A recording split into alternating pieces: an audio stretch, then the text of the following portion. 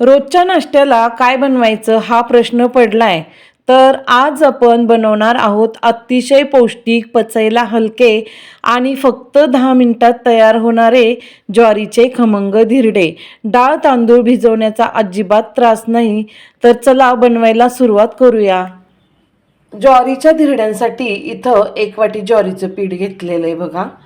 आणि सेम ह्याच वाटीने मोजून आपल्याला आता अर्धी वाटी रवा घ्यायचा आहे. तर बघा इथं अर्धी वाटी बारीक रवा घेतलेला आहे. 0 नंबरचा रवा आहे हा. आता तोही ह्याच्यात घालायचा. रवा घातल्यामुळे काय होतं, धिरड्याला छान मस्तपैकी एकदम क्रिस्पीपणा येतो. त्यासाठी आपल्याला ह्याच्यात रवा घालायचा आहे.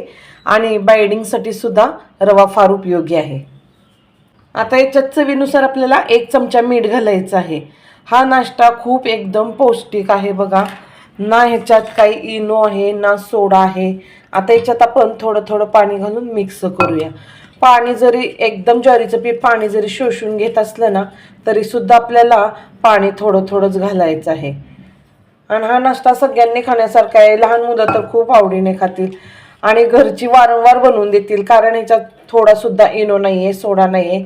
त्याच्यामुळं हा नाश्ता एकदम पौष्टिक आहे. भरपूर भाज्या घालून आपण बनवतो, त्याच्यामुळं हा नाश्ता खूप चांगला आहे. मुलं भाजी खात नाहीत सध्या, त्याच्यामुळे ह्या प्रकारे आपण त्यांना भाज्या घालून दिल्या ना बनवून तर अगदी आवडीने खातात. तर बघा हे सगळं आपण असं गुठळ्या मोडून घ्यायच्या आहेत. गुठळ्या बिलकुल होऊन द्यायच्या नाहीत.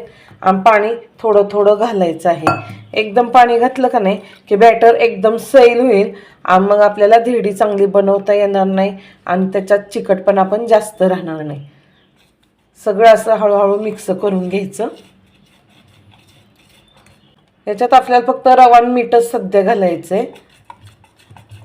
सगळं एका दिशेने फिरवून घेतलं का नाही की गुठळ्या छान मोडल्या जातात. आता याच्या गुठळ्या सगळ्या मोडलेल्या आहेत. आता आपल्याला हवं ना तेवढंच पाणी ओतायचं याच्यात. तर बघा एकदम छान आता झालेलं आहे. काही गुठळ्या वगैरे नाही आहेत बघा, एवढासं घट्ट आहे.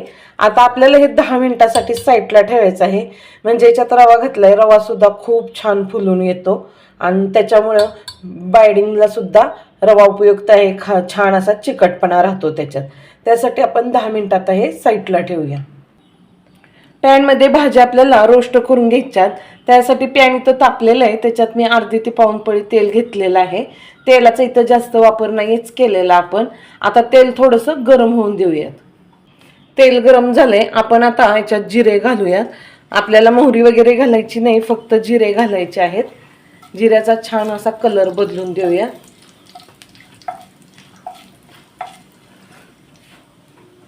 जिऱ्यांचा कलर बदलला का नाही की धिरड्यात सुद्धा जे बॅटरमध्ये आपण आता मिक्स करणार आहे ना त्याच्यात जिऱ्याचा खूप छान सुगंध येतो.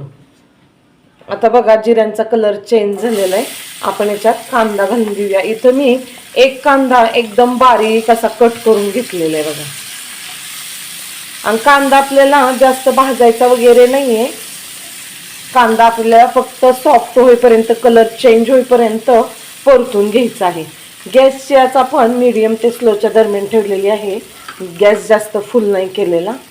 मंद आचेवर असा जरा ह्याचा कच्चेपणा आपल्याला निघून द्यायचा आहे. कांदा थोडासा असा होत आला का नाही की लगेच आपण त्याच्यात बाकीच्या भाज्या घालूयात. इथं बघा गाजर मी घेतलेलं आहे. 1 मोठं गाजर घेतलंय. ते सुद्धा साली काढून, गाजराची वरची साल काढून घ्यायची आणि मग असं बारीक चिरून घ्यायचं बघा. एकदम छान असं होतं. गाजर आणि या दुसऱ्या भाज्या वगैरे सगळ्या अशा आपल्याला मिक्स करून आता परतून घ्यायच्या आहेत. थोडं 2-2 मिनिटं परतायचं. त्याच्यानंतर दुसरी भाजी ॲड करायची. आता आपण याच्यात सिमला मिरची घालूया बघा. सिमला मिरची मी 1 घेतलेली आहे छोटी. ती सुद्धा अशी बारीकच चिरलेली आहे.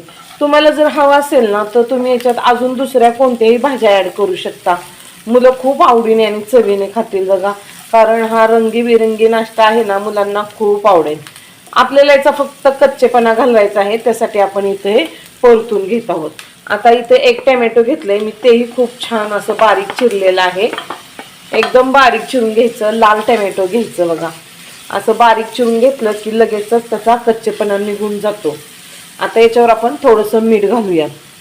मीठ आपल्याला थोडंच घालायचं आहे, कारण ह्याच्यात आळणीपणा राहू नये म्हणून आपल्याला मीठ थोडं घालायचं आहे. कारण मग अशी आपण जे ज्वारीच्या पिठाचं बॅटर बनवलेलं आहे ना त्याच्यात मीठ घातलेलंच आहे, पण याचा आळणीपणा निघून जाण्यासाठी आपल्याला याच्यात मीठ घालून परतायचं आहे. आपल्याला सगळ्या भाज्या अशा छान परतून का घ्यायच्या, कारण आपण धिरडं बनवतो ना त्या टायमाला भाज्या कच्च्या राहिल्या तर खाताना करकर असा आवाज येईल, कारण धिरडं भाजायला काही एवढा उशीर लागत नाहीये.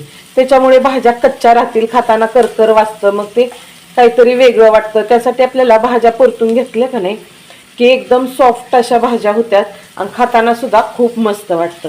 आता भाज्या सगळ्या छान परतून झालेल्या आहेत बघा. आता गॅस बंद करून आपण हे थंड होऊन देऊयात. तर बघा सगळ्या भाज्या एकदम थंड झालेल्या आहेत. एकदम थंड ह्याच्यात एकदम गरम भाज्या अशा घालायच्या नाही, म्हणून आपण भाज्या थोड्या थंड करून घेतलेल्या आहेत. आता थोडी कोथिंबीर आपल्याला ह्याच्यातच घालायची आहे. कोथिंबीर घातल्यामुळे सुद्धा एकदम छान असे धिरडे बनते आणि चवसुद्धा खूप छान लागते. बघा हे बॅटर आत्ताच किती छान दिसते. बनवल्यानंतर एकदम छान चवीला लागते आणि मुलंसुद्धा आवडीने खातात. मुलांच्या टिफिनला वगैरे दिलं ना तर बिलकुलसुद्धा माघारी येत नाहीत. मुलं सारखं वारंवार तुम्हाला असं धिरडं बनवून मागतील बघा. आता पॅन गरम झालेलं आहे छान. आता आपण काय करायचं, थोडंसं तेल घालून घ्यायचं आहे आणि पसरून घ्यायचं आहे. नॉनस्टिक तव्यात शक्यतो तेल जास्त लागत नाही आणि धिरड्याला पण हे तेल जास्त लागत नाही. थोडंसं तेल घालून पसरून घ्यायचं आणि त्याच्यावर चमच्याच्या साह्याने असं बॅटर ओतायचं आणि सगळं असं गोल पसरून घ्यायचं, म्हणजे एकदम छान असं धिरडं बनवता येतं. धिरडं बनवताना एकाच ठिकाणी आपल्याला असं चमच्याच्या साह्याने हे बॅटर ओतायचं नाही. एका ठिकाणी ओतलं का नाही की काय होतं, तिथंच ते जास्त घट्ट होऊन जातं. म्हणून असा चमचा गोल फिरवून ओतायचा आहे. थोडंसं तिरकं वगैरे झालं तरी काही हरकत नाही, पण असं गोल फिरवून ओतलं की सगळीकडनं व्यवस्थित असं पातळ बनतं बघा. आणि अशा भरपूर भाज्या घातलेलं धिरडं मुलांना खूप आवडतं. आमच्या घरात तर आठवड्यातून 2 वेळा नक्कीच बनतं बघा. असं तेल थोडंसं, अगदी थोडंसं तेल वरच्या साईडने आपल्याला शिंपडायचं आहे आणि कढणी पण उगाच किंचित सोडायचं आहे, जास्त नाही. आणि गॅस आपण मीडियम ते स्लोच्या दरम्यान ठेवलेला आहे, त्याच्यामुळं खालच्या साईडने एकदम छान खरपूस गोल्डन असं भाजून होतं. आपण हळूच बघायचं कडेच्या साईडने कडा उलटून झालंय का, नसेल झालं तर अजून छान असं बनवून द्यायचं बघा.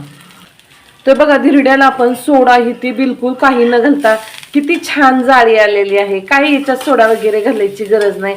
एकदम सुंदर छान अशी जाळी पडते आणि आपण बारीक रवा घातलाय ना आणि तो छान मुरून दिला, त्याच्यामुळे एकदम कुरकुरीत पण छान असं मस्त होतं बघा धिरडं. आता दोन्ही साईडने आपण मस्त गोल्डन असं भाजून घ्यायचंय. बघा किती सुंदर जाळी पडलेली आहे. अगदी एका ठिकाणी नाहीये, अगदी अख्ख्या धिरड्याला सगळी जाळी एकदम मस्त पडलेली आहे. तर बघा दोन्ही साईडने आपण गोल्डन छान असं भाजून घेऊ. गॅसची आच कमीच ठेवलेली आहे आपण. आता आपण हे पलटी करून बघूया. बघा एकदम छान मस्त भाजलेलं आहे आणि छान क्रिस्पी झालेलं आहे बघा. आपण जास्त जाड केलं ना ते एकदम सॉफ्ट होऊन जातं आणि आतमध्ये कच्चेपणा राहतो पिठाचा. असं पातळ बनवलं का नाही की एकदम मस्त होतं, कुरकुरीत क्रिस्पी असं छान लागतं आणि मुलं सुद्धा खूप आवडीने खाते. बघा किती सुंदर झालेलं आहे. तुम्हाला अजून एक डेमो दाखवते कसं बनवायचं. ती पीठ एकदम मधी ओतवत नका बघा, असं कडवणे सगळं पीठ पसरून ओतायचं. एकदम मधी जर ओतलं ना तर तुम्हाला सांगितलं मी खूप घट्ट आणि जाड होऊन जाईल. असं ओतलं का नाही की एकदम मस्त पातळ बनवता येईल आपल्याला पाहिजे तेवढं, आणि गोल पण होतं. थोडंसं वाकडं झालं तर काही हरकत नाही. तर बघा हा नाश्ता खूपच चांगला बनतो बघा, एकदम मस्त टेस्टी. तुम्ही जर मला विचाराल ना तर माझ्या यूट्यूब चॅनलवरचा मला कोणता जास्त नाश्ता आवडतो, तर मला हा ज्वारीच्या पिठाचा नाश्ता खूप आवडतो. सगळ्या नाश्त्यांपैकी खूप छान सुंदर लागतो. सगळ्या भाज्या असतात त्याच्यात भरपूर, आपल्याला हव्या त्या भाज्या घालता येतात. तुम्हाला माहिती आहे का, कोथिंबीरच्या ऐवजी तुम्ही कोणती पालेभाजी चिरून घातली ना, मुलं जी खात नाहीत तरी सुद्धा चालेल बघा. एकदम छान बनतो नाश्ता. कोणत्याही तुम्ही भाज्या घालून बनवा, छानच होतो हा नाश्ता. तर बघा 2 ते 3 मिनिटं आपण ह्याला खालच्या साईडने छान असं खरपूस भाजून दिलेलं आहे. आता आपण हे पलटी करून घेऊया. एकदम छान खरपूस असं भाजलं असेल खालच्या साईडने. फार वेळ लागत नाही कारण ते पातळच असतं ना, त्याच्यामुळे लगेचच होतं. बघा पलटी केल्यानंतर 2-3 मिनिटात एकदम छान क्रिस्पी असं होतं. जाळी सुद्धा खूप छान येते. अगदी सगळ्या धिरड्यांना परफेक्ट अशी जाळी येते बघा. तर बघा आता झालेलं आहे, आपण हे पलटून घेऊया. एकदम मस्त बघा, क्रिस्पी छान असं भाजलेलं आहे. फार वेळ लागत नाही, 2-3 मिनिटात लगेचच होतं. तर बघा, आता याच्याबरोबर खाण्यासाठी आपल्याला चटणी तर हवी. आता माझ्या चॅनलवर कोणती जास्त व्हायरल झालेली चटणीची रेसिपी ती तुमच्याबरोबर शेअर करणार आहे. आता आपण चटपटीत अशी चटणी लगेच तयार करून घेऊया. बघा, त्यासाठी इथं मी ओलं खोबरं घेतलेलं आहे. खोबरं एकदम पातळ असं कापून घ्यायचं आहे, म्हणजे पटकन बारीक होतं. बघा, इथं कोथिंबीर घेतलेली आहे, थोडा पुदिना आहे आणि याच्यावरच आपल्याला दही घालायचं आहे. दही थोडंसं आंबट लागल, जास्त आंबट दही घ्यायचं नाही, नाहीतर सगळं आंबटपणा उतरल चटणी खाताना, मग काही मजा येत नाही. आता आपण हे सगळं मिक्सरला छान फिरवून घ्यायचं आहे एकदम बारीक होईपर्यंत. आपण याच्यात थोडंसं पाणी घालून हे मिक्सरला चांगलं फिरवून घेऊया. तर आता बघा, थोडं पाणी घालून आहे ना हे मिक्सरला फिरवून घेतलं. एकदम छान बारीक असं फिरवून घ्यायचं, म्हणजे चटणी चवीला चांगली होते. आता याच्यात इतकं झालेलं आहे घट्ट. तुम्हाला याच्यात किती पाणी ओतायचे, किती चटणी तुम्हाला घट्ट हवी किंवा पातळ हवी, त्या अंदाजे याच्यात पाणी घालून घ्यायचं आहे. चटणीला आता तडका देऊन घेऊया. त्यासाठी बघा, इथं तेल गरम करून घेतलेलं आहे. तेलात आपल्याला पहिल्यांदा मोहरी घालायची. थोडी मोहरी छान तडतडून द्यायची. मोहरी तडतडली की त्याच्यात हिरवी मिरचीचे तुकडे घालायचे. लहान मुलं खाणार असतील तर तुम्ही कमी प्रमाणात घाला. नंतर बघा, मिरची अशी चांगली भाजली की त्याच्यावर थोडे जिरे घालायचे. जिरे जळू नयेत म्हणून आपण नंतर घातले. आणि नंतर खूप सारा कढीपत्ता घालायचा आणि फोडणी चांगली अशी फिरवून घ्यायची. त्याचे बुडबुडे कमी व्हायला लागले की मग ही ओतून घ्यायची फोडणी. अशी चटपटीत चटणी आणि त्याच्याबरोबर धिरडी खायला खूप मज्जा येते बघा. आता आपण हे सगळं व्यवस्थित फिरवून घेऊया.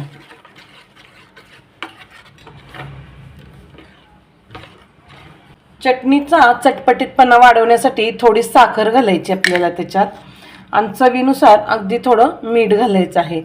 मीठ आणि साखर घातल्यानंतर व्यवस्थित छान फिरवून घ्या. बघा, खूप सुंदर चटणी बनते ही. चवीला तर अगदी अप्रतिम लागते आणि धिरड्यांबरोबर ही चटणी एकच नंबर. तुम्ही एकदा बनवली ना, वारंवार तुमच्या घरात आठवड्यातून 2 वेळा आमच्यासारखं नक्कीच होईल बघा बनवणं. हा नाश्ता तुम्ही बनवून पहा, अतिशय सोपा आहे. आणि तुम्हाला हा नाश्ता आवडल्यास मला कमेंटमध्ये सांगा आणि लाईक आणि सबस्क्राईब करायला विसरू नका.